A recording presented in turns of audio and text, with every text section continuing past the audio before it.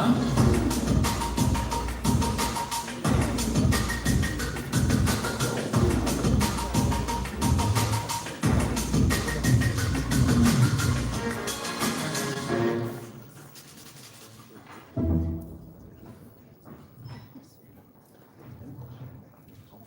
So, ladies and gentlemen, warm welcome in the beautiful city of Hannover. Beautiful weather today. Warm welcome to the Hannover Messe preview. My name is Hannover Messe. I'm the spokesperson of Deutsche Messe AG, and the team and I have been truly looking forward to this day today. We've been truly looking forward to welcoming more than 100 journalists from all over the world, from Japan, from China, where are my colleagues from India, from Canada, of course from our partner country, Brazil, from all over Europe. Great to have you all here. We've been looking forward to welcoming 20 exhibitors. You've already seen them set themselves up outside of this hall. We've been looking forward to finding out what will be on display at Hannover Messe 2026. And dear journalists, that will be one of your highlights for the day. Today, this afternoon, you have the possibility to get in contact, to get in exchange, to mingle with all these exhibitors that you just saw outside, and they'll be showing you their innovations in the field of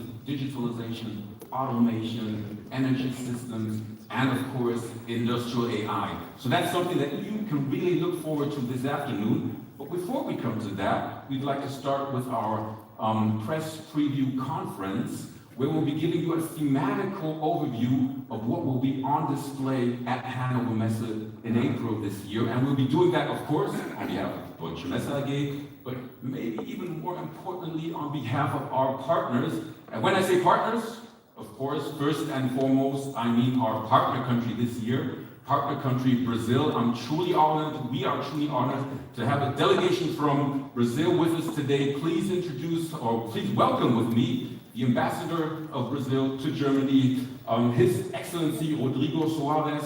Please welcome Marcia Nagem, Head of Office from Apex Brazil, and please welcome Alex Figueiredo, also from Apex Berlin. Great to have you all here, we're truly honored.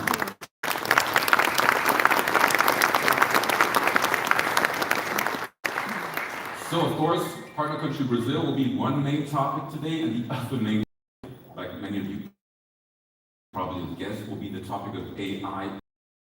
And we'll be having a panel discussion where we'll be talking about not the great vision of the autonomous company, but where we'll be talking about how we can actually real live use cases into the shop floor, into the factory today to get the benefits out of it tomorrow. And I'm really happy to have three industry experts with me today, and also a big hand of applause, please, for Lilia Kuczynskaya from German EdgeCloud, Sven Parussell from Agile Robots, and Norbert Jung from Bosch Connected Industry. Great to have you guys here.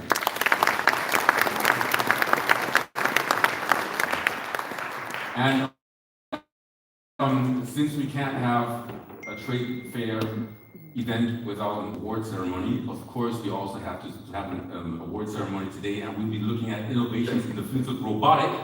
So after we had our panel discussion, we will be finding out who won the robotics award that's presented by Hannover Messe this year. So that will be the last part of the press conference that will be starting right now. And right now, we'll be giving you a thematical overview of Hannover Messe.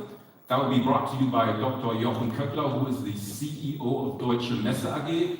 Jochen will be speaking in German, so if any of you need translation, the headsets are over there. Let me see, I think English is on channel 2. Grab yourself a headset, and that's all from me right now.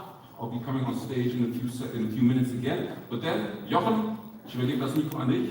Bitte, für uns ein die Hannover Messe 226.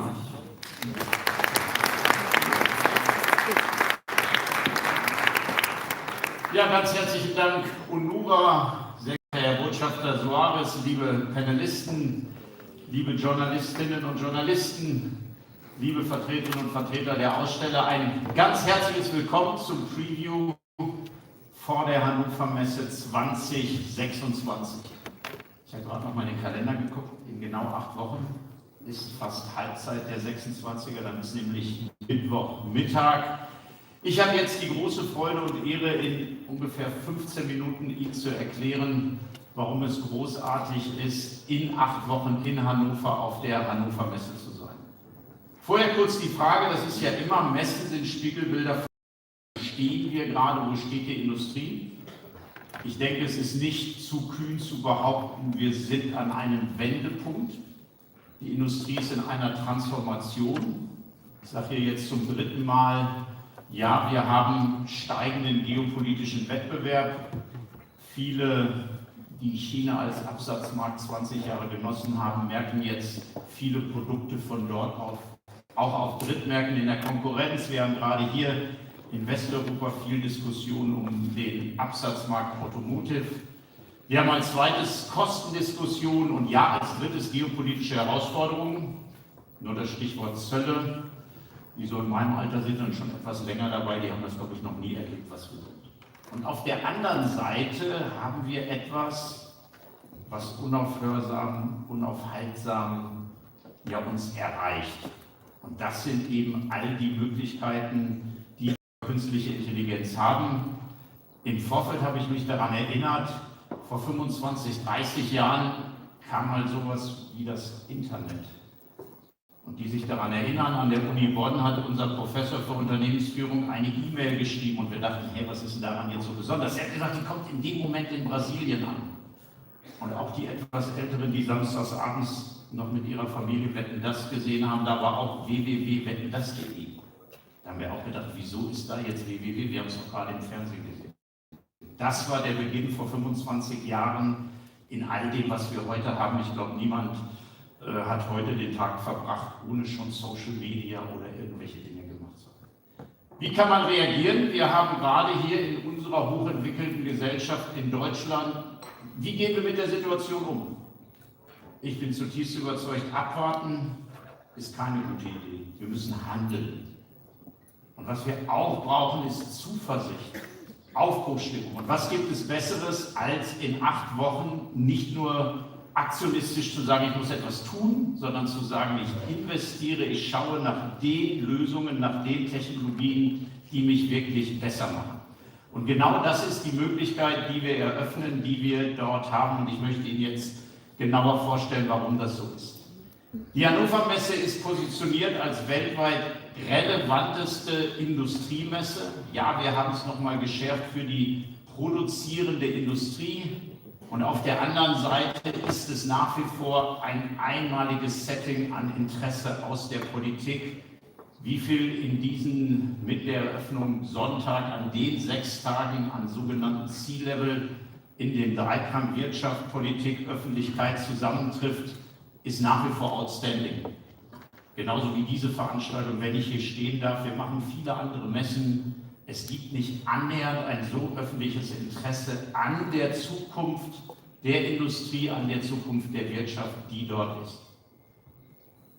Nach wie vor das Salz in der Suppe sind die Kunden, die auch hier sind, Sie, die Ausstellerinnen und Aussteller, einige seit 8 Jahrzehnten, einige noch nicht so lange, die ihre Innovationen zeigen. Wir erwarten in 8 Wochen rund 3.500 Aussteller wieder aus vielen, vielen Ländern, sicherlich mehr als 60. Und bei den Logos an der Wand sehen Sie hier auch den einmaligen Mix, den wir haben. Große Konzerne, Amazon Web Service, wir haben Microsoft, wir haben SAP, wir haben Siemens, wir haben Schaeffler. Wir freuen uns sehr, dass Rockwell Automation zum ersten Mal dabei ist. Also die globalen Player, die über den Erdball die Themen treiben, in einer allgemeineren Funktion ihrer Größe. Daneben haben wir, gerne sagen wir hier nach wie vor den German Mittelstand. Auch die Logos, die Sie hier sehen, fast alle schon, war auch vor 15 Jahren nicht denkbar in Umsatzgrößen über 1 Milliarde. Sie sehen hier tolle Marken wie Beckhoff, wir haben Festo, wir haben IFM, Harting, Igus, Pilz, Rittal, SEW, Wöhner, Schaeffler, nur um einige Namen hier zu nennen, die tatsächlich die Innovationstreiber sind, meistens nicht im ganz so breiten Spektrum. Ich würde sie auch nicht mehr als Hidden Champions bezeichnen, sondern ja, sie sind die Champions der Industrie. Als drittes haben wir mit Fraunhofer und KIT die einmalige Situation der Anwendung mit vielen, vielen Innovationstreibern, Ingenieuren, Ingenieuren, die auch dabei sind, und dann natürlich das Thema Startups. Nachdem wir da so ein bisschen schüchtern vor 10 Jahren angefangen sind, klärt es sich auch immer mehr, dass Startups letztlich gezielt in die Industrie wollen und die eben dieses Ökosystem ist dort ergänzen. Und Nura hat es gerade schon anmoderiert, es ist nicht überraschend, dass das Thema KI, nachdem ja auch im letzten Jahr viel gesprochen wurde, jetzt auch an diesem Wendepunkt ist, weil das, was ich vorhin beschrieben habe, was uns alle täglich erreicht, und ja, Sie können sagen, wir haben auch täglich Möglichkeiten zu Veranstaltungen, berichten, immer geht es über künstliche Intelligenz. Hier wird es aber in 8 Wochen darum gehen, von der Theorie in die Praxis zu kommen. Anwendung, Anwendung, Anwendung.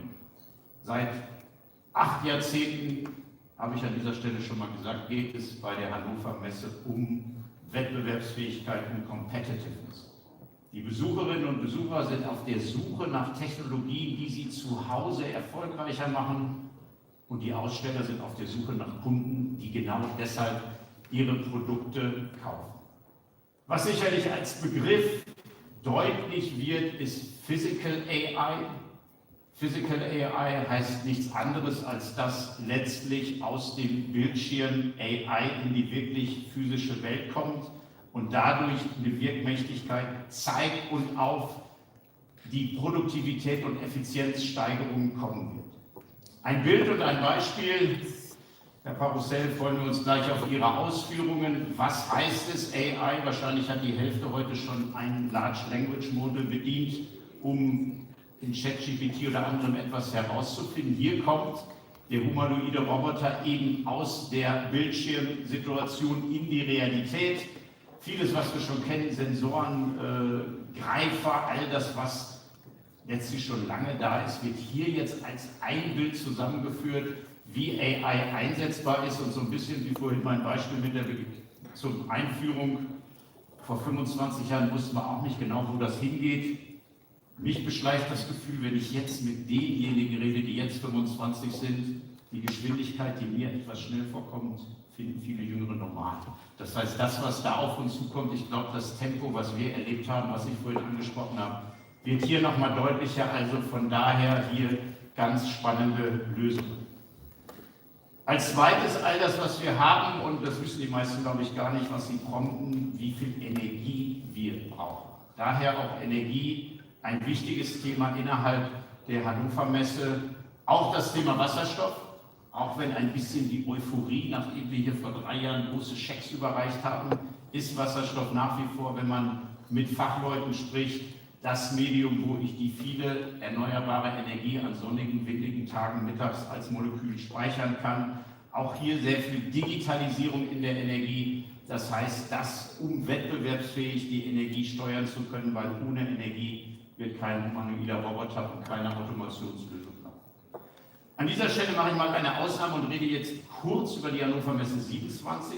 Therefore, a warm welcome, Chris Hudson, President from DMG Events. Wir werden gemeinsam mit DMG Events in 27 eine Messe, the Europe Energy Week, organisieren als Side-Event zur Hannover Messe, weil wir sehen, die Energieerzeugung, nicht nur weil gestern hier nochmal ein Gesetz zu Heizungen umgestellt wurde, sondern es wird um die Frage gehen, wie haben wir wettbewerbsfähige Energie.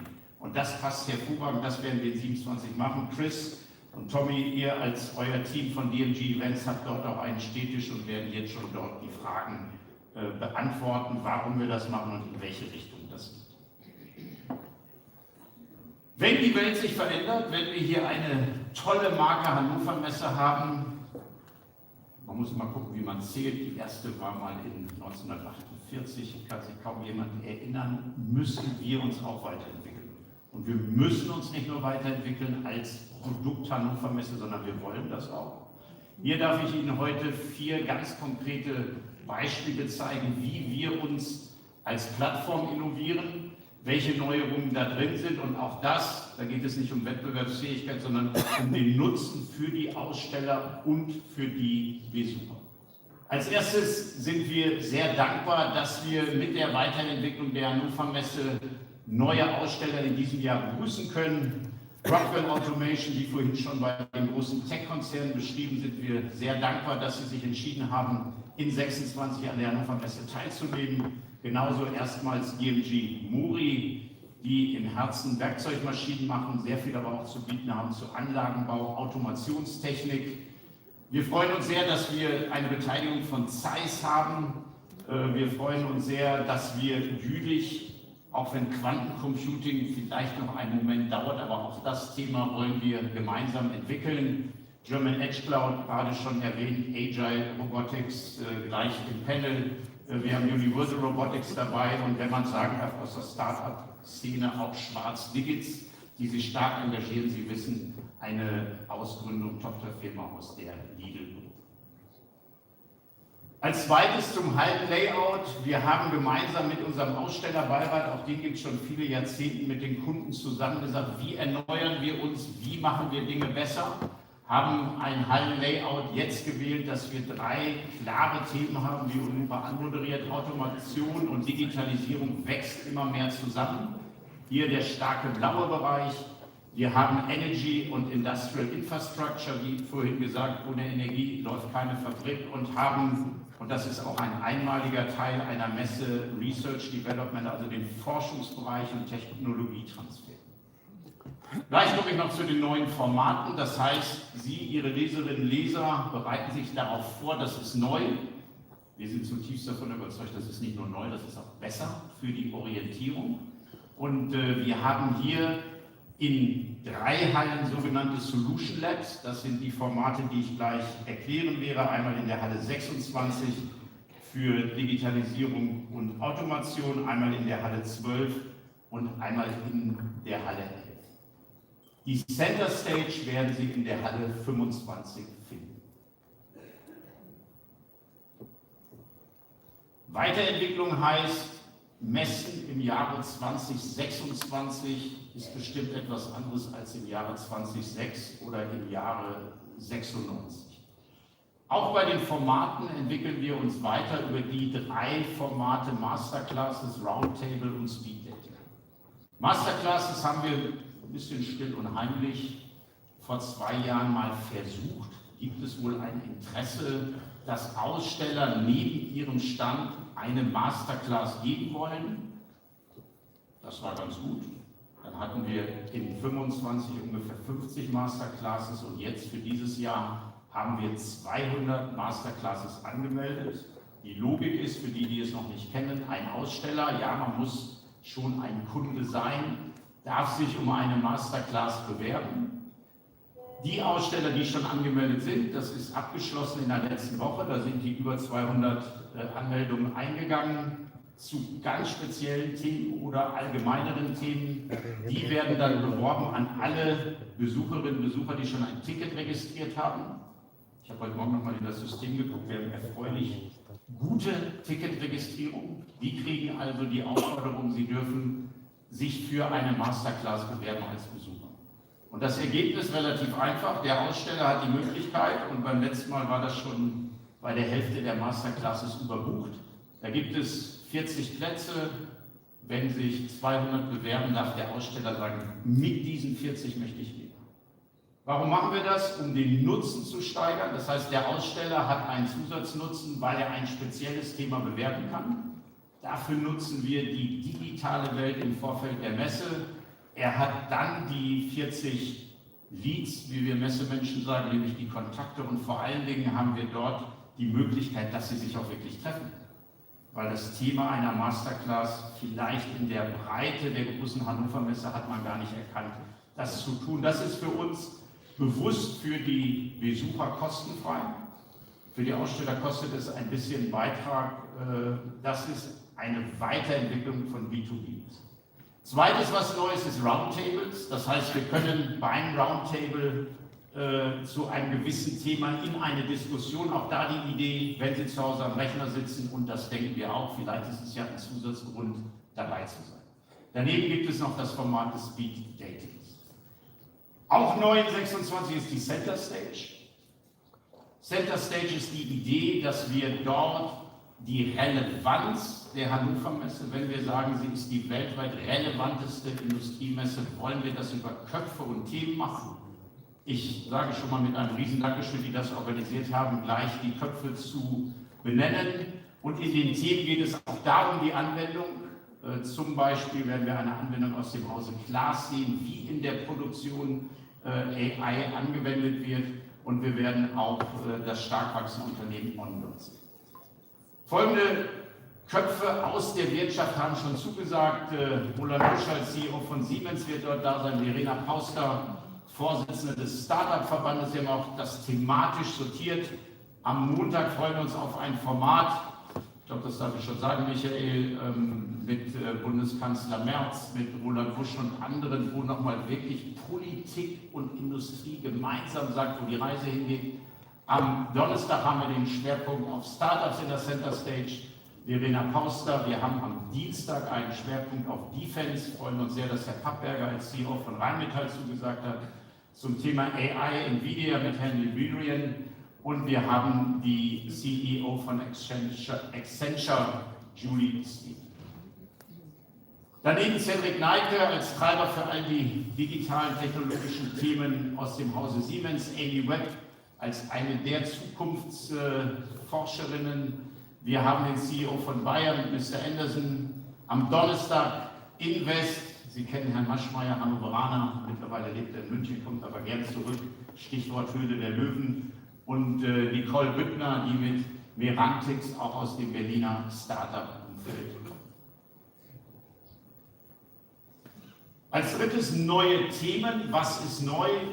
Wir haben nicht nur Zeitenwende in der Industrie an vielen Stellen, sondern wir haben natürlich dadurch, dass wir eine völlig neue geopolitische Lage haben, die Situation, dass wir sehr schnell Wehrtechnik entwickeln wollen, haben dafür in der Halle 26 im nördlichen Bereich die Defense Production Arena, haben ungefähr 50 Aussteller zu diesem Thema und wollen dort Matchmaking machen, wollen dort die relevanten Menschen zusammenführen, wie man wirklich in diese Branche hineinkommt, welche Voraussetzungen man machen muss, Stichwort Dual Use und anderes. Und haben hier eine Partnerschaft mit dem BDSV, dem Verband für Sicherheit und Verteidigung, eine Partnerschaft mit dem Bundesverband für Materialwirtschaft, hier mit dem Rüstungscluster Niedersachsen. Also all die an dem Thema interessiert sind, Halle 26 oder am Dienstag haben wir einen Schwerpunkt hier in der Center Stage.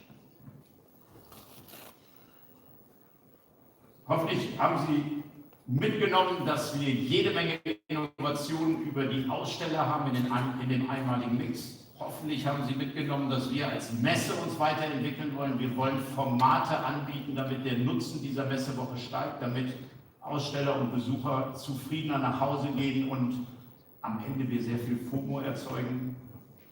Die Jüngeren kennen FOMO, Fear of Missing Out. Also jeder, der 26 da war, sagt, ich darf auf keinen Fall 27 verpassen. Das Besondere und was auch hervorragend aufgestellt ist, ist der politische Anmeldestand. Ich glaube, es liegt daran, dass wir gerade in Deutschland im letzten Jahr zur Hannover Messe zum ersten Mal Koalitionsverhandlungen hatten. Da war noch eine Regierung im Amt, die nicht mehr so viel Power hatte, die neue durfte noch nicht kommen. Wir haben jetzt sehr früh die Zusage bekommen von Bundeskanzler Merz. Vielen Dank nochmal, Herr Botschafter. Wir haben auch sehr früh die Zusage von Präsident Lula. Wir haben mit Herrn Séjourné den Industriekommissar. Eine ganz wichtige Botschaft. Europa muss zusammen Industriepolitik machen. Auch hier noch eine Neuerung. Wir werden am Montagabend gemeinsam mit unseren Trägerverbänden VDMA und ZVI am Abend in der Center Stage in Halle 25 den europapolitischen Empfang machen.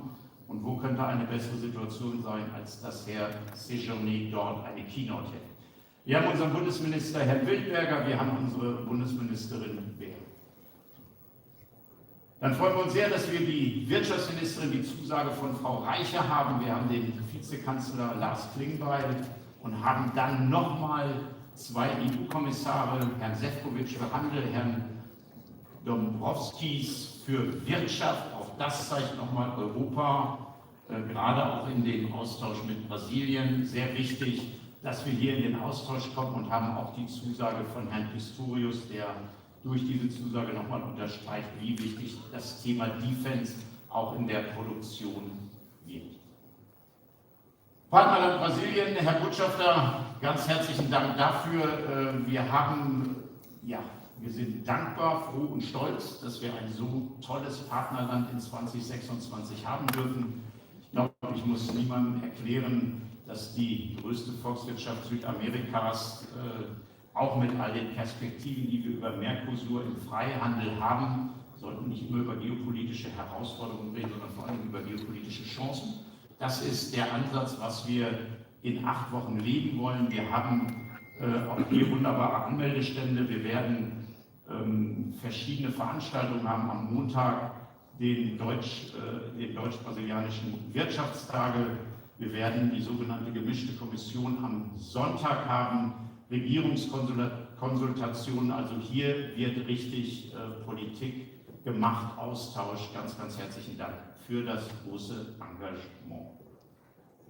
Ich hoffe, es ist mir gelungen, das war leider 5 Minuten länger, ich hoffe, es ist mir gelungen, Sie zu begeistern. Das sage ich an dieser Stelle auch gerne, wenn wir die Hannover Messe nicht hätten, wir müssen sie erfinden. Ja, wir haben eine Querschnittstechnologiemesse, wo diejenigen, die wissen wollen, wo die Reise hingeht, wie viel Kraft steckt wirklich in KI, wenn es den Bildschirm verlässt, und vor allen Dingen, wie konkret sind unsere neuen Formate nutzbar.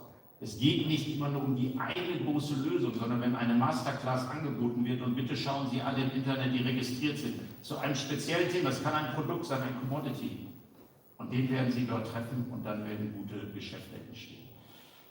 Und was auch, Dank an alle, die dazu beigetragen haben und geholfen haben, dass wir ein so hohes politisches Interesse haben, zeigt doch, dass wir einen großen Austausch wollen.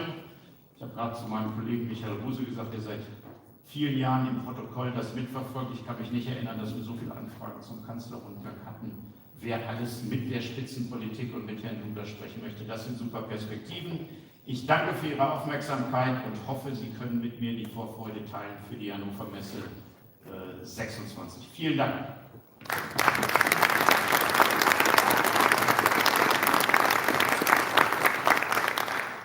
Jetzt freuen wir uns, sehr geehrter Herr Botschafter Soares, auf Ihre Ausführungen, wie Sie die Plattform Hannover Messe annehmen und was aus Ihrer Sicht die Perspektiven nach vorn sind. Herzlich willkommen hier oben auf der Bühne.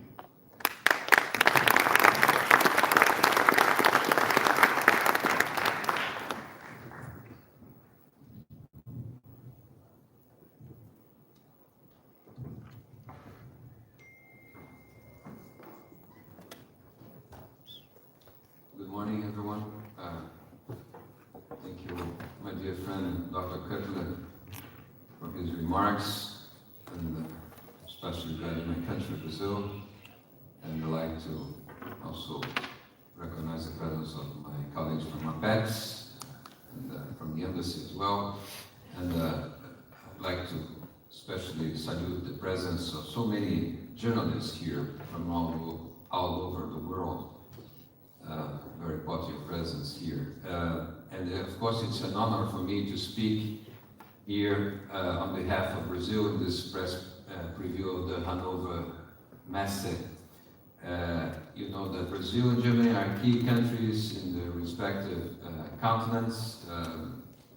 The 2026 Hannover Messe, with Brazil as a partner country, will be a major opportunity to strengthen the convergences of our economies, of our industries, and our innovative ecosystems. As you know, we share values, we share democratic institutions, as well as the common challenges in our industrial capabilities, but also readiness to act together to maximize win-win outcomes for our societies. Germany has been a force for industrial and technology development in Brazil and in Latin America since the 19th century. The names of several German companies have become, through many decades, household names in Brazil. This is an achievement no other country can match to this day. However, our countries face now challenges in terms of competitiveness, and this is the moment to act together to make the most of our complementarities. As you know, Brazil is a stable democracy, a strong emerging economy, and a key producer and provider of foodstuffs, renewable energy, and strategic minerals. We are very proud to say that we nowadays feed about 1 billion people all over the world. No serious strategy of power shoring or friend shoring can leave Brazil aside. The signature and the provision application of the EU-Mercosur agreement, as you just mentioned, could be a major step forward in our common path towards diversification and resilience, especially in times of growing protectionism and unilateral measures from some countries in the world. Especially in times of growing protectionism and also unpredictability. The participation of President Lula in the Hannover Messe is a clear evidence of the crucial role we assign to Germany and Europe in our search for sustainable industrialization and affordable renewable energy. Germany is already one of the top 10 investors in Brazil, with around 40 billion euros in direct investment stock. Additional investment announcements last year were a very positive development. Highlights include, among others, Volkswagen's expansion in São Paulo for hybrid vehicles, Siemens Energy's partnerships for green hydrogen projects in northeastern Brazil, BASF, in Brazil is known as BASF, as you know, but here in Germany is BASF, new low-carbon agricultural inputs plant in central Brazil, and SAP's AI and Big Data Innovation Center in São Paulo. Our country has been among the top 5 FDI destinations in the last decade. Brazil offers a stable, safe, and reliable regulatory framework, a clean energy matrix, at very competitive cost, industrial and engineering capabilities. You know, about 90% of our electricity comes from renewable sources, and we are very proud of it. And all of this enhanced by an ever strong innovation ecosystem and talent development. Such landscape is supported by strong universities, R&D centers, and public-private cooperation initiatives. In 2023, Brazil has launched a new industry program, and in 2024, the National Energy Transition Policy, to intensify the outcomes of our natural, human, and industrial capabilities. The new industry Brazil is focused on 6 pillars: sustainable agri-industrial chains, health sectors, infrastructure, digital transformation, decarbonization, and defense. In all those pillars, German and Brazilian companies can and should work together. The National Energy Transition Policy oversees the transformation of the national energy matrix towards a low-carbon model combined with criteria of sustainable development and social inclusion. Our legal framework for low-carbon hydrogen sets principles, goals, and instruments to promote the production, use, and certification of low-emission hydrogen in Brazil. We will become a major producer and exporter of low-carbon hydrogen and of green industrialized products as well. Last but not least, I would like to mention the current Brazilian Artificial Intelligence Plan, a milestone for national technological development with ambitious goals to make the country a world leader in innovative and efficient use of AI. The plan focuses on high-capacity computing infrastructure, advanced language models in Portuguese, workforce training, and AI for business innovation. And I'm very happy and excited about the common future ahead of us. Germany and Brazil can and will join efforts for further diversification and resilience. I thank you very much.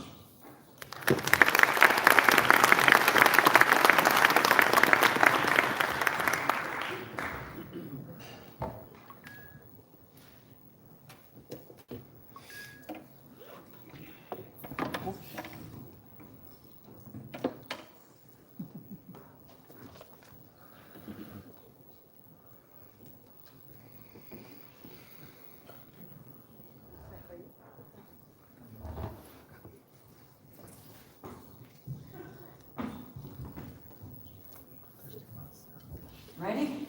Well, let's see. Good morning, bon dia, good morning to everyone. It's a pleasure to be here today. Ambassador Baena, thank you very much for your remarks and for your invaluable work here in Germany, fostering closer ties between our countries. It's a pleasure to be here. It's a pleasure for us and an honor to be here today. I'm here with my colleague Alex Figueiredo. We are representing Apex Brazil, the Brazilian Trade and Investment Promotion Agency that is coordinating the Brazil participation at Hannover Messe 26 alongside the Ministry of Foreign Affairs and the Ministry of Development, Industry, Trade and Services of Brazil. Ladies and gentlemen, we are very excited that in less than 2 months we represent a country that is innovative, reliable, sustainable, and ready to engage with Germany, but with the world as well. And Alex, we have been working together for the last 20 years, I'm afraid to say. And it's been a remarkable moment for us in our journey in Apex Brazil. Brazil was the first partner country when this strategy was created by Hannover Messe in the 80s. So I think, Dr. Kukla, it was the right time. It was the right time to come back. Now is the right timing for us. And Alex, I want to bring you right away to this conversation and ask you, you have been living here for quite some time in Europe, and from your perspective, when we talk about the industry today, we talk about decarbonization, digitalization, efficiency, resilient supply chain. So from your perspective, how does Brazil contribute to this new industrial agenda, and how is it connected to Hannover Messe? Excellent, Marcelo. Muito obrigado, bom dia. Thank you very much. It's a very, I'm very excited to be here as well. I cannot believe that in 2 months we are going to realize Brazil Partner Country at Hannover Messe 26. We're working quite a long time, but huge team work on it, and we're very, very excited. So, Marcel, manufacturers worldwide are being asked to do more with less. Reduce emissions, increase productivity, digitalize operations, also secure a stable and sustainable supply chain. And few countries can combine the scale, innovation, and access to green energy like Brazil. I know that many Brazil primarily is associated with agribusiness. Indeed, we are a powerhouse in this sector, but also sometimes destination for holidays, carnival, maybe football, I don't know anymore. But we are much more than that, that's for sure. 2 years ago, that's why 2 years ago when we, together with our colleagues from Embassy, we started organizing the Hannover Messe partnership together with the Deutsche Messe. Thank you very much for your time and also patience with us. And we realized it would be an increased opportunity, a great opportunity to show Brazil this another side for Brazil, an innovative Brazil. A Brazil that designs and manufactures airplanes, cars, trucks, machinery, software. I was, like 2 days ago, very proud to arrive here in Hannover with an airplane from Embraer. I was really proud of it. So the best in our passengers. But and also the other things that Brazil can work very, very hardly. And just to give you some figures, Brazil has one of the cleanest electricity matrices among the major economies. We are leader in biofuels. So we know that many countries are struggling to reduce gas emission in transportation. Brazil has for decades worked for flex fuel, which is a Brazilian invention. Volkswagen was the first car with flex fuel, and then this is something that Brazil is very proud of it. We are also scaling up the production of sustainable aviation fuel. Also, developing biofuels for maritime. That is going to be a huge revolution for transportation. And that's very important to highlight that this has been made without competing with the food industry. So that means our technology and also our way to do and our operations, they start already with a low carbon footprint. So, but I'm not talking about only sustainability here, I'm talking about competitiveness. And the thing is, our message during the Hannover Messe 2026 is quite clear. Brazil is a reliable and strategic partner for the green and digitalization transformation of the industry. That is our message. Yeah, I think this is a very important message because sustainability and competitiveness go hand in hand, and it was mentioned before that everything is about competitiveness. So let's move now to Hannover Messe itself. Brazilian companies will be presented in nearly 2,700 square meters across 6 different halls. We are bringing 140 exhibitors and a total delegation of approximately 300 companies. And this is a historic engagement from the Brazilian business community, right? I mean, we are impressed. We didn't know we would go this far, and we're really happy with the engagement from the private sector. So Alex, what kind of innovation will people see when they go to Hall 11, for example? Can you tell us a little bit about it? Let's do it together because you know the company is better than me. But Hall 11, we're going to showcase our greatest strength, our innovation ecosystem. I don't know if you know, but Brazil is the most dynamic startup ecosystem in Latin America. We are responsible for 50% of the venture capital in this area, the entire region. And we have already created 30 unicorns. So we are bringing to Hall 11 59 startups and 10 institutions in terms of R&D and development. So one of them is Eldorado, 2,000 engineers in AI, in software, in embedded system, also connectivity. We have IPT as well, which is this institution is responsible for São Paulo, which is our biggest industry state in Brazil, and also the startups, right? Yes, we're going to see amazing startups, 59 startups you mentioned, right? One of them, Future, was the first startup accelerated by NVIDIA, so it's going to be very interesting to see the variety and the power and the engagement of these startups when they arrive here at Hannover Messe. But digital transformation is not only limited to startups, right? I mean, in Hall 16, we'll present ICT and services providers that are working with smart manufacturing, AI, data analytics, so on and so forth. Stephanie is a great example of internationalized Brazilian company. Can you talk a little bit about them? Sure. Working here with APEC Brazil in Europe, so it's amazing work with Stephanie because we are present in 46 countries with 35,000 people working for Stephanie. So work more than 10 years in AI. Also in terms of cybersecurity and so on. And this is something, one example that we see that Brazil is not only as a country or as a service provider, but also a technology partner for those companies using the Stephanie technology here in Europe. Yeah, it's a great example of what you're going to see at Hall 16. Let's move to Hall 17.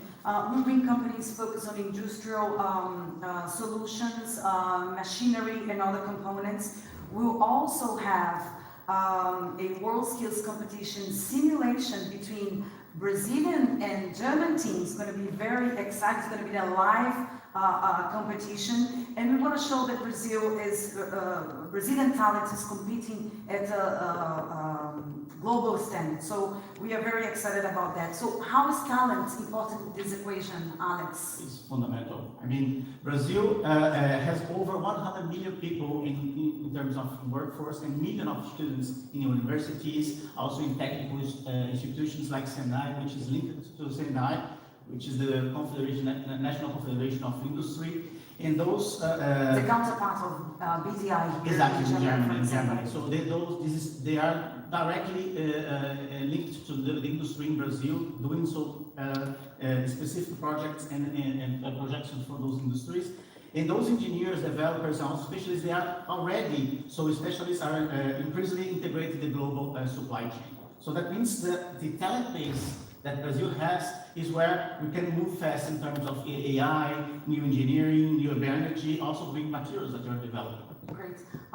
There are many exciting things, and one of the things that we think are one of the most ones is energy, right? So we left it to the end. We are almost finishing here. Energy transition will be a very important topic at Hall 12, where it's going to be our national pavilion. We presented 30 companies dedicated to renewable energy, biofuels, electrification, power systems, so on and so forth. So one good example is WEG. It's a Brazilian company. It's one of the world's largest manufacturers of electrical machines. They are working with 140 countries around the world. They're going to be with us. Vale, one of the most important mining industries in the world, is going to show its latest technology in critical materials that are so important nowadays for batteries and for so many other strategic sectors. BM8, a leader in biodiesel, they will show how they are providing solutions for decarbonizing logistics. They're going to be with us. And Embraer, as you mentioned, one of the most important aircraft manufacturers, a Brazilian companies. Some people don't know they're Brazilian. They were going to be together with EV Air Mobility, and you can't miss that. They're going to be with us showing solutions in urban air mobility that probably will redefine the way that transportation will happen in smart cities. We also showcase solutions that have been developed by Germany and Brazil. Volkswagen is a good example. They will bring the truck Meteor, developed with Brazilian technology, and Bayer that will showcase Brazil's unique capacity to produce both food and biofuels, demonstrating how data-driven and science-based agriculture can accelerate global energy transition. I cannot forget to mention that we're going to have in Hall 11 and in Hall 12 2 stages with great panelists. So come check the program and come to visit us and to listen to what these people are going to say that. And Alex, we're about to finish. This is a very broad Brazilian participation with the panels, with a variety of companies, running from startups to major global players. So what message should we take away from all of this? Well, our message is quite simple. Brazil is ready to collaborate, to invest, to innovate together. Whether your priority is decarbonization, digitalization, or energy efficiency, which is very important for us, or also a resilient supply chain, Brazil is ready to deliver. So the thing is, very important to say as well, we are not coming here only to show our technology or to show you how Brazil works. We are here to build a long-term relationship with you guys. Thank you very much, Alex. I think I'm afraid we have to conclude. I want to thank the support that we have been receiving from Dutch Messe. It's been incredible. Without it, we wouldn't come this far. We are thrilled to invite you to come and discover a Brazil that is technological, industrial, sustainable, and globally connected. A Brazil that not only is part of the future of industry, but also is helping to shape it. I'm going to leave you here with a special video that we prepared for this occasion for you. So thank you very much, and we look forward to seeing you at Hannover Messe 26. Thank you. Obrigada.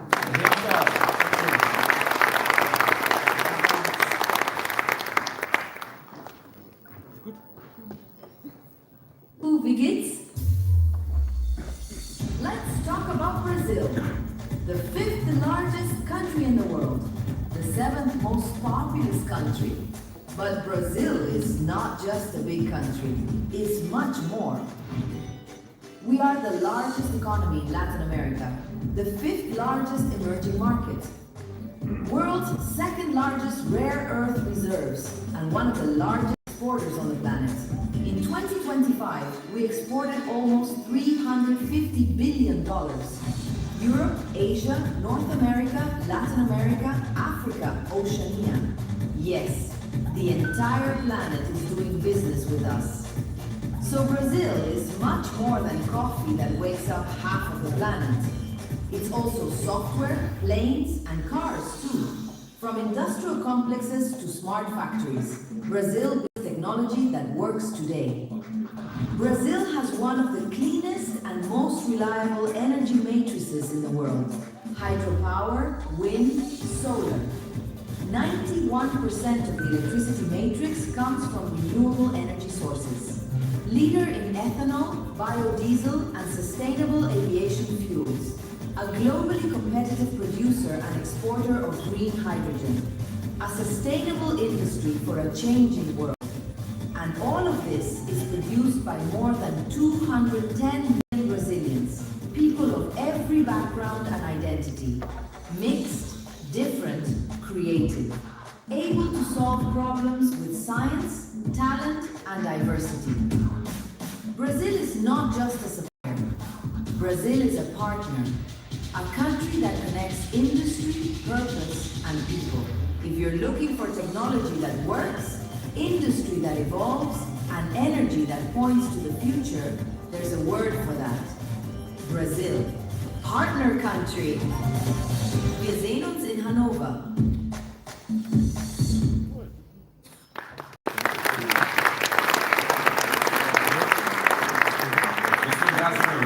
Dear colleagues from exhibitors Brazil, thank you for the presentation. Of course, in beforehand, I've been reading a lot about Brazil, but there was so much information that I didn't have yet. And first and foremost, of course, your passion with which you presented Brazil as a partner country. We're really looking forward to it. Thanks a lot from my side once again. Thank you. Look, no need to applaud because we have to go on with the program. The next topic, and also with a connection to Brazil being AI and automation being one of the strategic pilots of partner country Brazil. Of course, it is an extremely strategic pilot for us as a German and European economy. And right now we want to talk about how AI can be implemented on the shop floor and in the factory, and maybe to set the tone for the panel discussion that we'll be having right now. A few weeks ago, I had the chance to speak with a manufacturing head of manufacturing of a big agricultural machinery producer, and I'm talking about a company that makes billions in turnover. And even he told me, Nora, listen, it's not about the big vision of AI, it's really the use cases that we can implement that bring benefits right away that we are working on and that are so hard to find. And right now we want to talk about how we can succeed in finding these use cases, but first and foremost also implementing these use cases. So I'll ask on stage to join me, please, Liliana Kuczynskaya from German Edge Cloud, Norbert Jung from Bosch Connected Industry, and Sven Pavosel from Agile Robots. Join me on stage, please.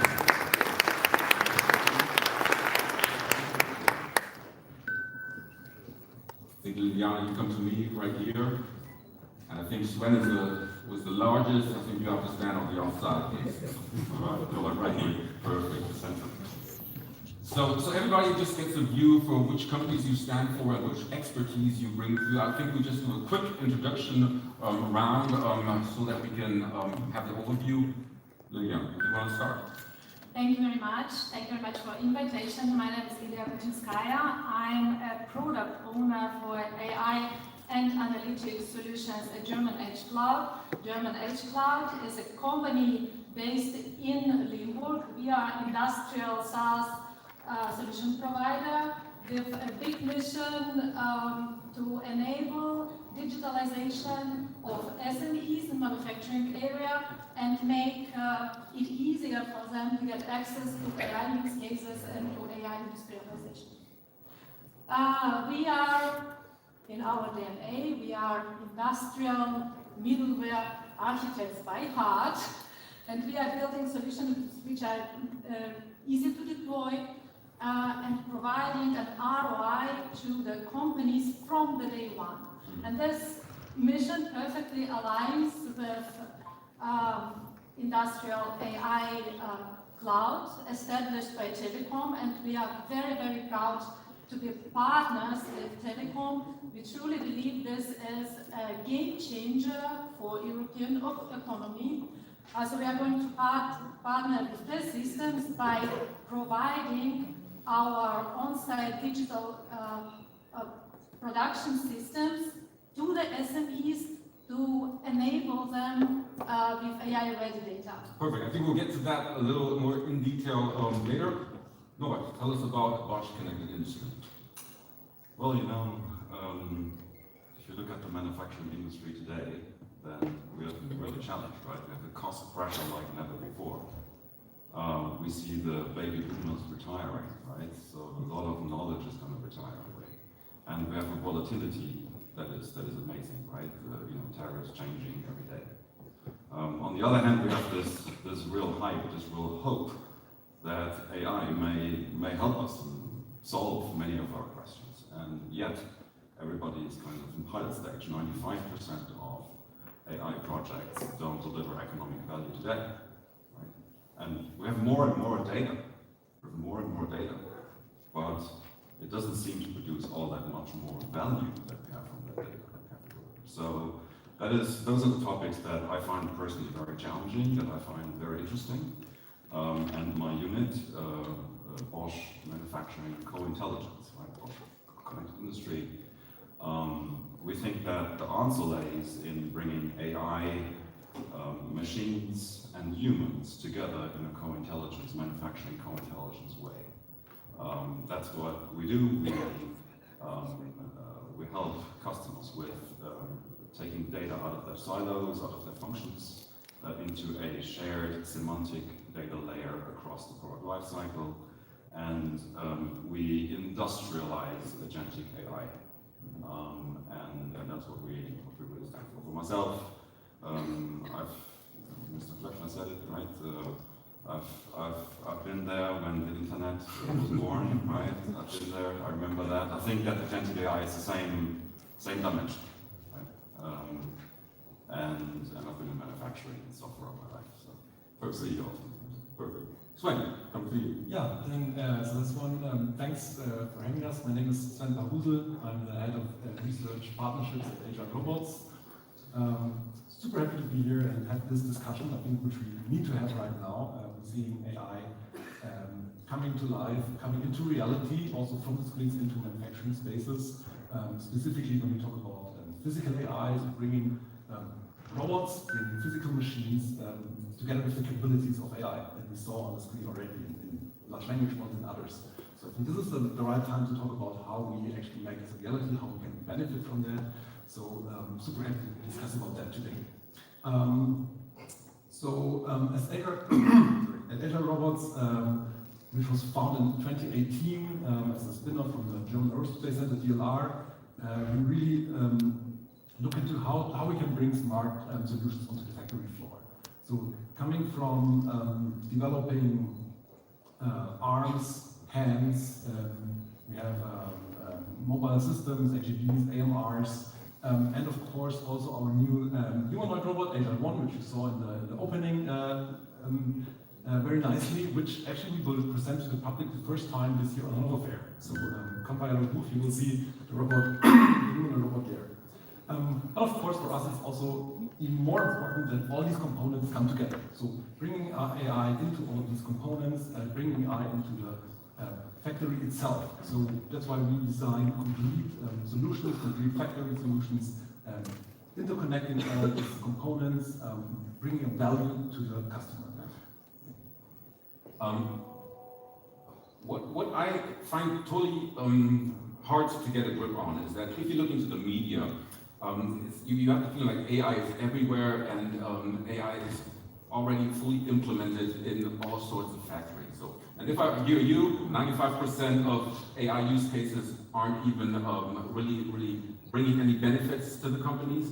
What is actually the state of AI today? If we're looking at the vision and if we're looking to what is really implemented. So when you speak with customers, what do they tell you? How much AI is in industry in Germany, in Europe right now? So I think AI in Germany is industrial reality for large companies, while for small and medium enterprises, a smart factory is a little bit too big word. Let's put it this way. And we see that SMEs are adopting AI, but very selectively and choosing the very proven high ROI use cases, so they are more careful. Globally, I think in terms of Gen AI, this was a big hype, and according to Gartner, we are now in the truth of disillusionment, which is a very, very good phase where everyone is here already. What does it really mean? What is the difference between the proof of concept and the good results, even and the real industrial AI implementation? So the focus now is shifting in the companies to getting AI-ready data and to the data governance itself. Okay. Would you agree with that? Look, I think we're all seeing in our personal lives, right? Everybody's using some GPT, some Gemini, something. And we see those great personal productivity improvements, and we think that those are directly translatable to manufacturing companies, and then we're disappointed if it's not that easy. 95% don't deliver value yet, right? We think the 5% that deliver value, what they really get right, is that they start from the KPI that they want to improve, right? We want to improve that KPI, that process, and we know exactly what we want to improve. That they get there with domain know-how, right? About how that process needs to change. That they are able to have that data foundation right? Because if the data is not there, your agents are not gonna produce the results. And those are some of the things that companies need to get right, need to focus on, right, to scale that. We are in our world, we're finding some of our customers, they are now in a stage where they, we try to find industry common problems and bring them into agents. Is our first wave of products that we have. We're bringing out a second wave of products at Hannover Messe that we'll talk about there and then, right? Okay. But those use cases, experts are scarce, especially at night, right? When the machine, when the line stops, maybe that expert that is needed is not there. And the agent is giving you the response and the line can be brought back on stream right at night, not waiting until in the morning, right? So those are some real improvements that customers are seeing. Customers are saying, on day 2, that agent has the same quality of response like our senior expert.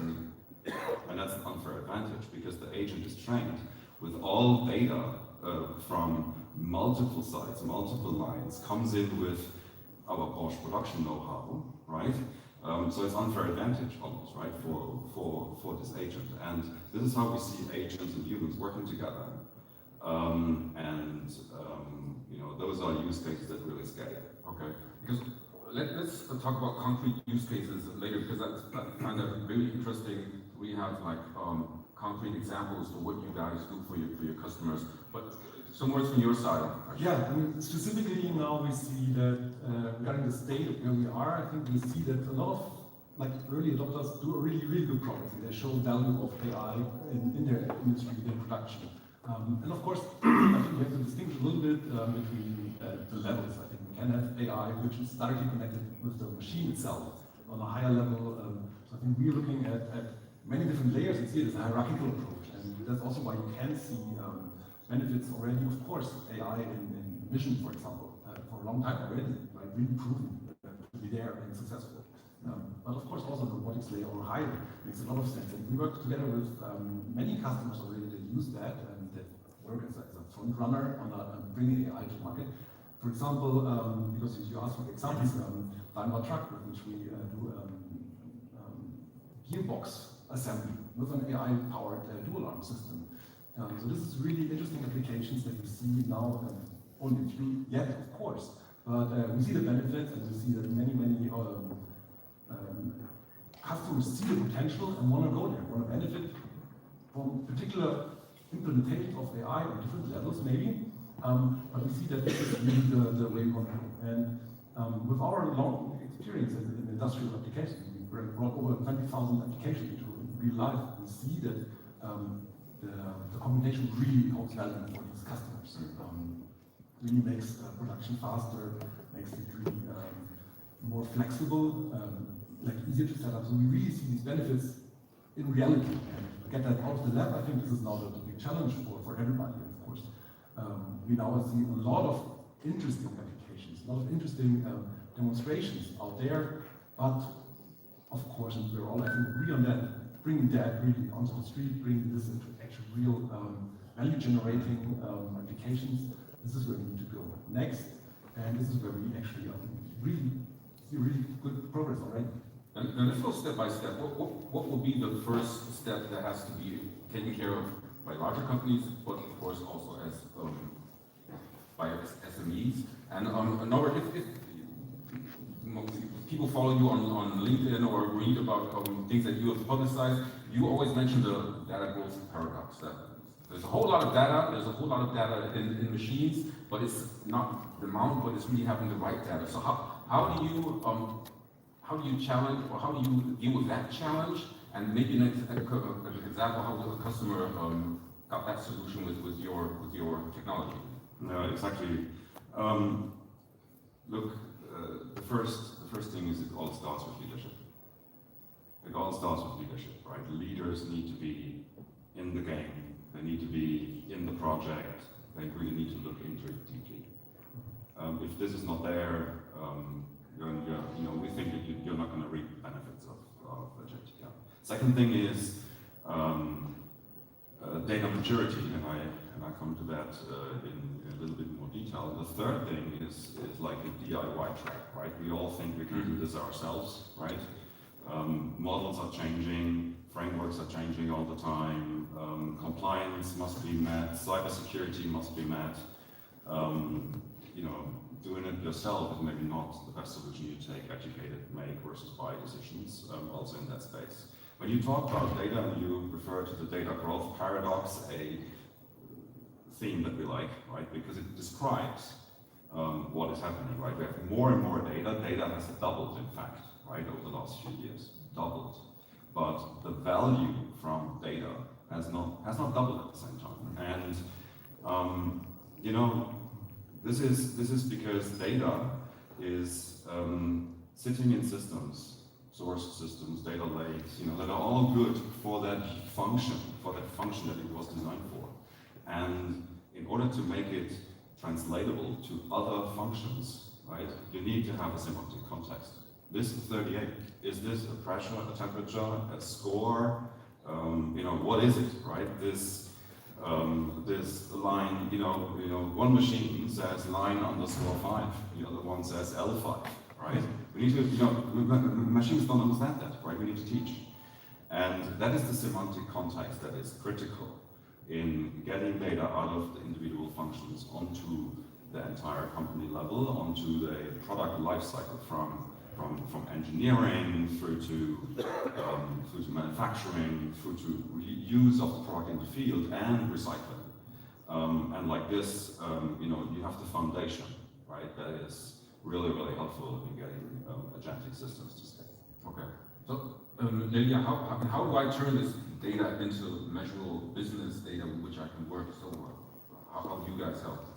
So, in particularly small and medium enterprise area, I think before we talk about using data for AI, we first need to talk about data at all, about digitalization itself. And I couldn't agree more with what you said on the importance of bringing all the different data sources together, and Sven, on what you said on these layers of AI. And I think in SME we have all these challenges extrapolate, because SMEs do not have a skill set to manage these challenges. And this is why at the first sight, digitalization becomes a very, very difficult topic.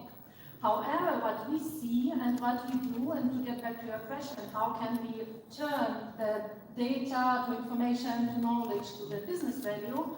So the first of all, and the first step is really to digitize the data. So we are in the reality, we are getting into the factory, we have all these different disparate data sources, and the disparate data sources were not designed with idea in mind to make sense in context of each other. And this is the first step where we chime in. And in the moment when data gets just cleansed and digitized, this is the first industrial magic IT/OT moment when the inefficiencies in the production become visible through this digitalization. And this is the first business value through the fact that you see overview of your factory in one place, and you can from there, so basically you get first the vertical integration of the data in the factory, and then the next step next step is you can also, if you have this good structure, if you get in semantic context, you can exchange information across supply chains. So the factory operator can exchange data with the machine builder on a quality notification, for example, on the quality of the production. You can implement track and trace, you can implement energy monitors. So these things that sound easy, but they have a huge impact. And everything, and the next step is getting into AI use. And I think important, very important point is also this change management moment in the companies, kind of to involve everyone into this process and to see that companies are going in the steps they are comfortable with to go in their current situation. Sorry, Sven, looking at your customers, how do you ensure that AI isn't not just another IT layer, but really brings value and benefits? I think what is important to see and what's important for us is that AI needs to be integrated very deeply. So it needs to be involved in the hardware. So for us, we need, of course, the robot cells and robot systems. So we need this high level of integration, and this makes it very important.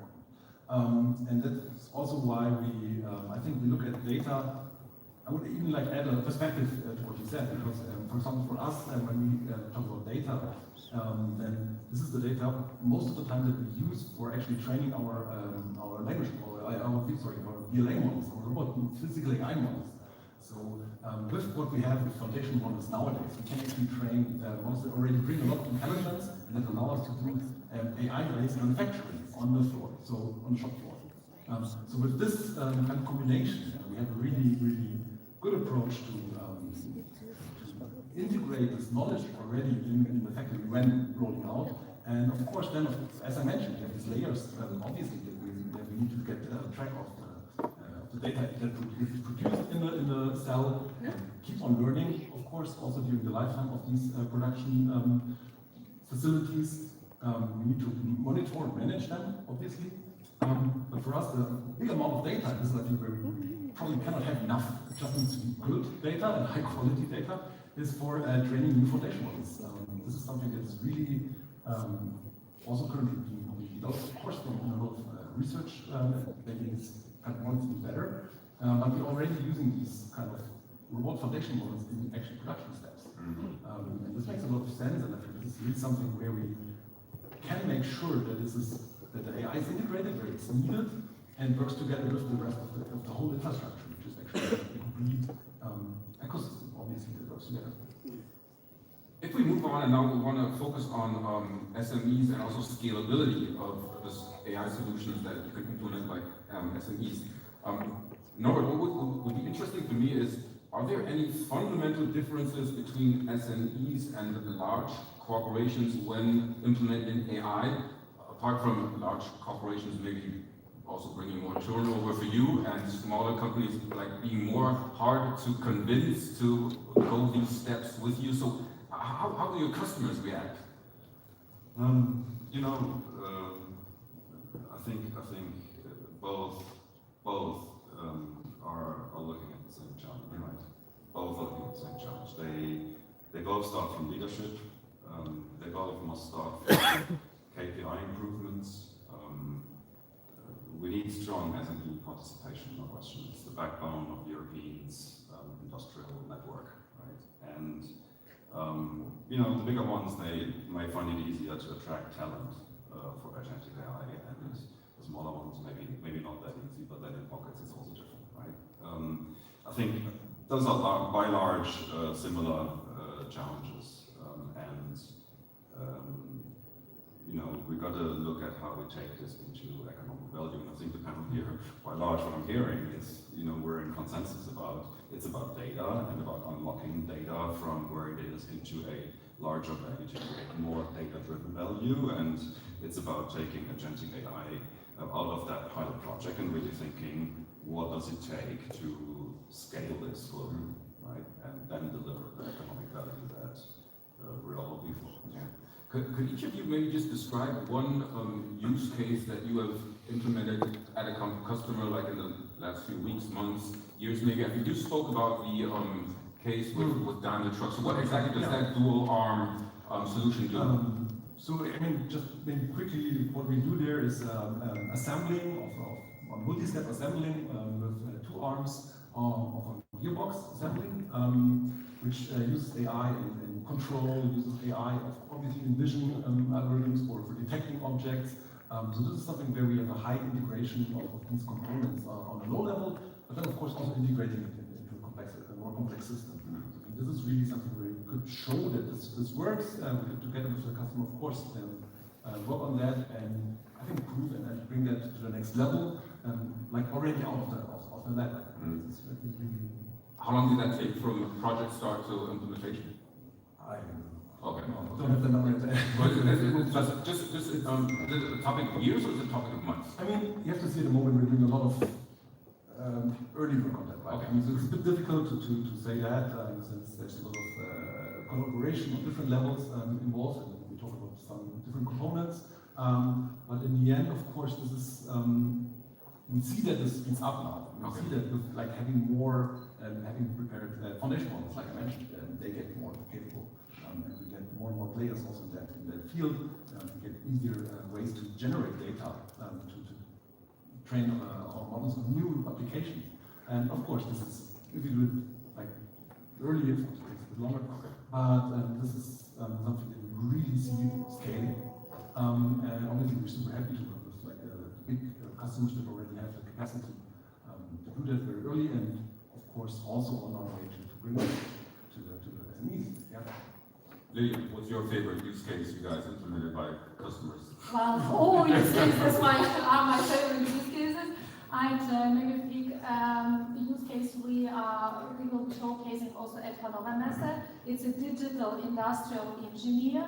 This is a use case where we not only use a machine data, but we also use digitized knowledge of the expert to augment engineered processes. And it was it was a very, very inspiring process of working on this use case, because we worked really at SMP.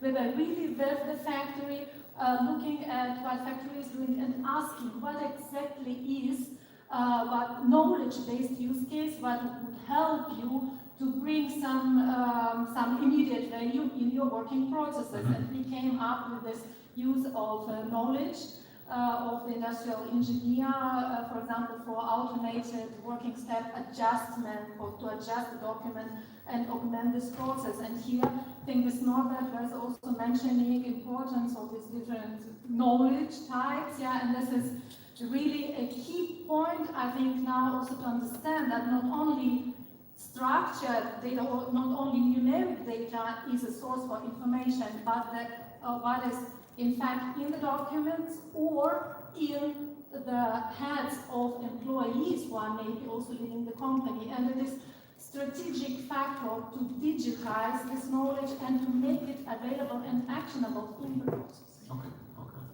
Robert. You know, we all talk about AI now, right? There is so much value in the data itself. And once you started to give semantic context to your data, and once you've created a digital twin of your products, and on our platform we run 700 million digital twins of products, then service managers, right, they can reduce the time it takes to respond and increase the quality of response to the customer so that they can resolve issues on the first call. Compliance managers, they can cut the time it takes to report in half. Quality managers, right, they can save on the warranty cost by accelerating much the time on root cause analysis big time. Product managers, they can fulfill the dream and suddenly take data-driven product management decisions, right? And chief digital officers, they then have this data foundation that can grow new use cases so much easier, right? And you know, we've done an analysis, you know, on semantically enriched data. The response of GenAI systems is about 3 times as good as without that context, because we've got the context. And then on the AI side, I started to explain a little bit on the shop floor how the line has a problem at night, and you know, the agent helps to bring that line back up to speed. Obviously, this is helping the person on the shop floor, but the agent will also write back into the shift book, you know, and make a correct, complete entry, right? People who work on shop floors, they know that this is not always the case, right? It can trigger the maintenance agent to adapt the maintenance schedule. It can trigger the continuous improvement agent, right? That will, take the plant on a new level. It can trigger a whole series of multi-agent interaction across several functions that I find technologically most advanced and most KPI-oriented in that sense. Those are really some of my use cases. I think maybe just to frame that, like agent, multi-agent, right? I don't know if this is clear for everyone, right? This goes beyond what you may know in your interaction talking with a GPT, right? Agents, they can analyze, they can reason, they can take action themselves. And you can imagine like a multi-agent environment is like a meeting room, right? You come in, you write a task on the blackboard, and multiple agents are sitting there. Everyone is an expert in their domain, the one on the production process and the other one on the machines and so forth. And they talk and they work together to resolve that task, right? And we have this additional Bosch expert sitting there. Perfect. I think that's a good switch to my actually last question, because we're through with our time. If we happen to meet again, to the Hannover Messe Preview 2030, and I were to ask you what would then indicate that Europe has succeeded in AI-driven industry applications, what would have to happen until then? Well, I wish that we have a great adoption of industrial AI cloud and that more and more SMEs are getting access to advancement of technologies, even if this is not their core knowledge. And maybe in 2030, you said, one of the panelists is an SME who are explaining us and telling us exactly what are the cost savings, how did they improve their efficiency. Good idea. I have to note that so I don't forget it. Nice. Norbert. Well, look, if you're closing, I started this off with talking about the challenges of our industry today. Cost pressures, right? Boomers retiring, volatility, right? If we can respond to those challenges in a better way with data and AI, then we know we're in the right place. We will know that also if we're running AI at scale, right? If we've taken it out of the pilot project into scale, disciplined rollouts across the company, and we know what KPI it improves. We will know if SMEs participate to this in the same way as large companies. I think this is a huge opportunity for everyone. Huge opportunity, and I think this will give us some indication. Yeah, I can sign that, of course. So I think when we look at it, this is not only 3-4 years, it's not that much of time, but I think we can even ask the other way around. So if we don't succeed, if we don't participate in that movement, I think we will have big problems down the line. We will see that we will lose new business ideas from Germany, from Europe. We will see that we lose talent. So I think this is really important that we succeed there, that we participate, that we are boldly doing that, going with AI and seeing where it makes sense to use it there, and really make sure that SMEs also are taken along, obviously, or are empowered to use these new tools. And I think this is really something that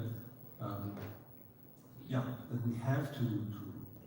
I think it's not even a question of what if we don't succeed. We have to succeed there. This is it's important.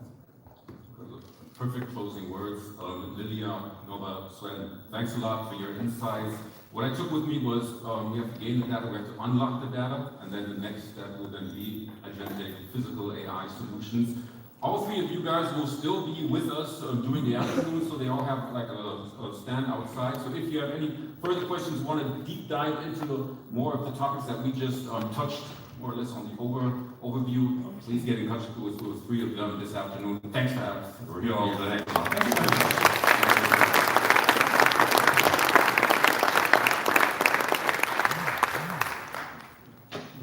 So, and now we come to our last part of this year's press conference, our Robotics Award. And by doing so, I'd like to hand over to Lukas Ziegler, who is robotic evangelist. You might see him on LinkedIn and other social media, and he'll be presenting the Robotics Award for today. Here's his clicker if you need it. Thank you so much.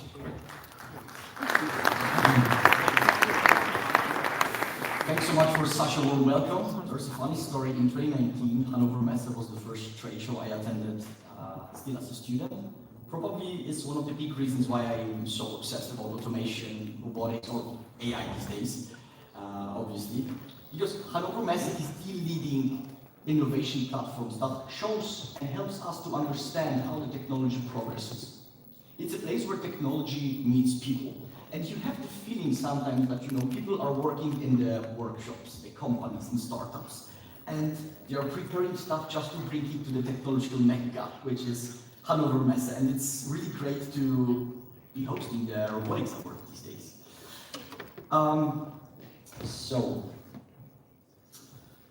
First of all, just wanted to give you a couple of information when it comes to the awards itself. So since 2011, Hannover Messe is hosting the Robotics Award to honor robotics and physical AI as the enabler in the really crucial modern manufacturing space. Before we go into nominations more in depth, I would love to give a couple of rules that going to apply to that exact competition. So first of all, the jury evaluates submissions based on 3 criteria: the degree of innovation, the market readiness of the solution, and last but not least, the benefits to society, but also to the businesses, right? Today, as you can see, we have 3 great nominees from completely different industries and completely different applications. So we have Fraunhofer with their machine tool robot, we have Goodbytes with an automating kitchen system, and we have Robust AI with a new version of collaborative robot for the warehousing industry. As I said, 3 different applications, but there is one thing that all of them have in common. They are making the real work better for us, people.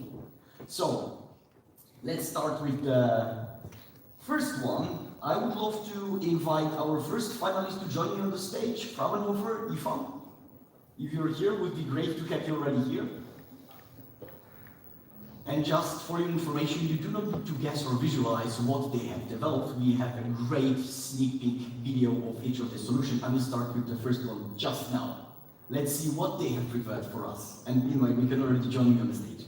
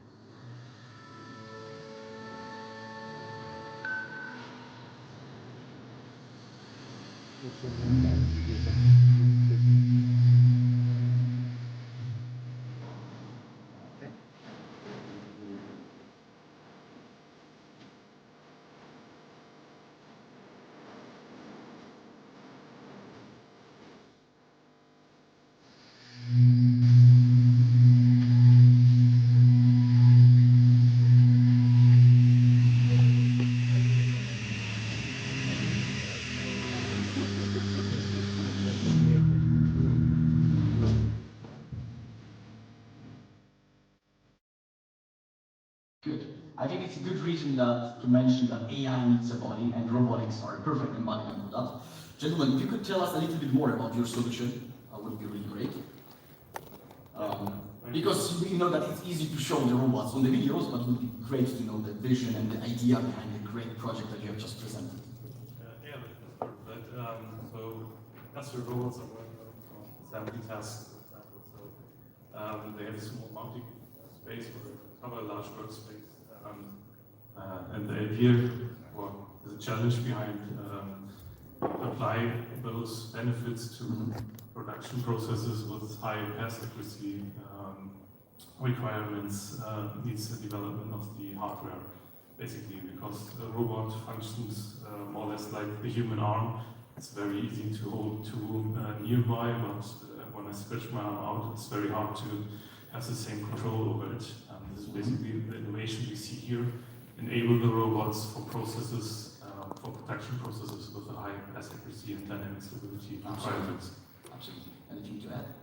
Yeah, I think so that everybody knows also why this happens. Yeah, I think everybody knows noise cancelling from earphones. Yeah, and I think the principle here on the robot is exactly the same. Yeah, that we do kind of noise cancelling in real time. Yeah, and this enables the robot to do chatter-free machining tasks. Yeah, as you have seen in these movies. Great.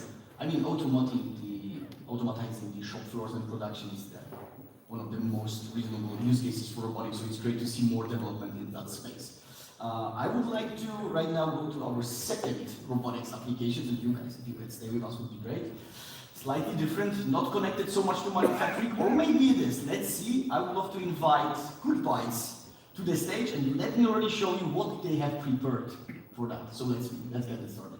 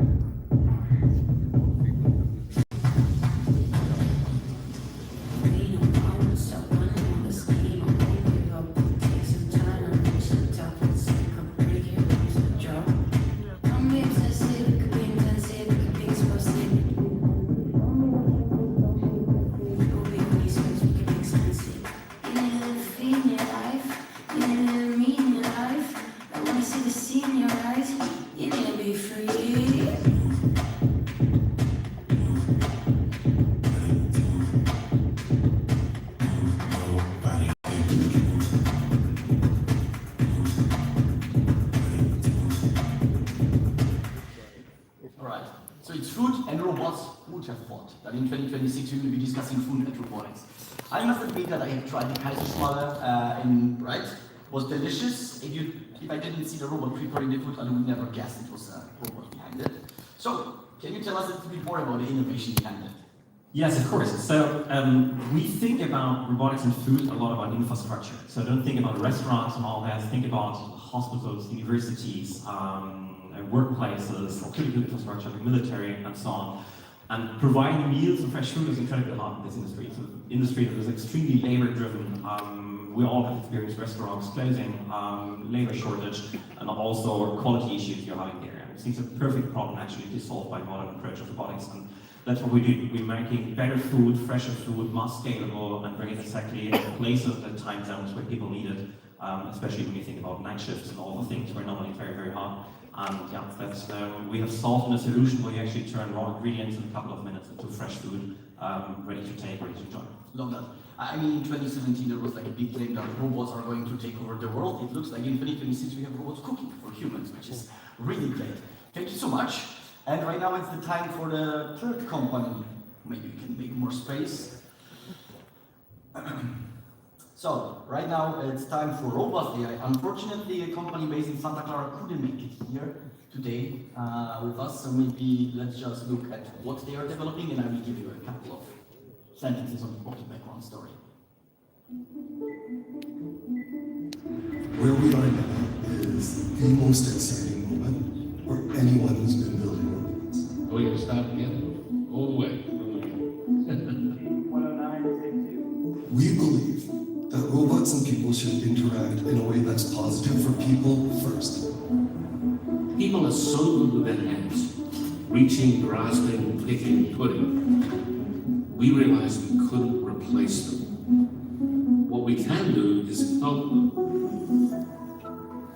Our robot literally has the physical manifestation of what it means to have agency, making the experience for the user as elevated as possible, while creating productivity. It kind of looks like a car, but it's actually an AI supercomputer. It knows that that's a person, that's a lab, and it knows how to interact with each of them differently. We want to make technologies that are fantastic to use, so that once people have tried them, they never want to be without. Our mission is to make robots work for people, not the other way around. Okay, so let me be the narrator of their story. They prepared and they developed a solution that is a collaborative robot, but not per se as an arm, but more like a mobile robot that can work with people in logistics industry. One of the co-founders is Rodney Brooks, so one of the very famous father of modern robotics, the co-creator of iRoomba, so the robot that drives almost every house of the people that are present here. So just to give you a little bit of context. But it's a competition in the end, so I think everyone is waiting already for the final decision here, which we already have. So let's start with saying that today it's a big day because Robotics Award 2026 winner goes to Goodbytes. Big congrats.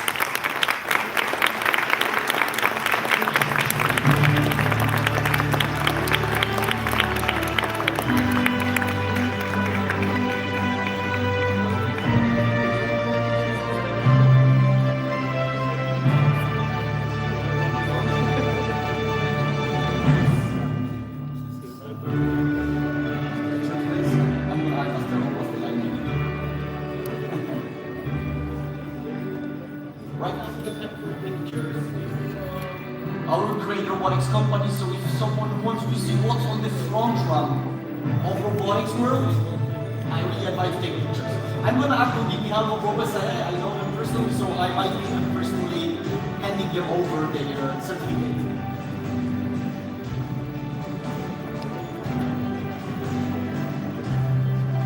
Maybe right now the pictures of every separately, right?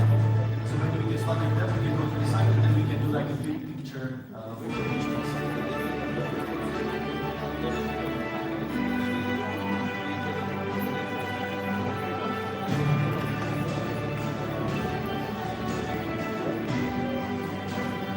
Very good.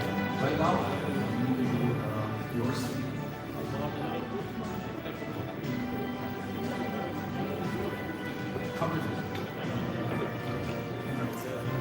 Video डाले वो कहाँ पे डालो भाई YouTube channel पे We can do one together.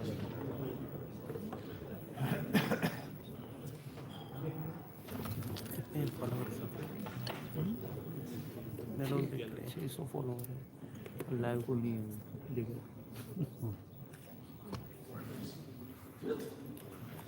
Perfect, Lucas. Thanks a lot. Congratulations and good vibes. Also a good transition for me because I think now everybody here in this room needs to get something to bite, to have energy for this afternoon. So we've been setting up catering in the back. Get yourself something to eat, get yourself something to drink, and then get in connection, getting exchange with the exhibitors that are with us here today. Thanks a lot for listening. Thanks a lot for your attention.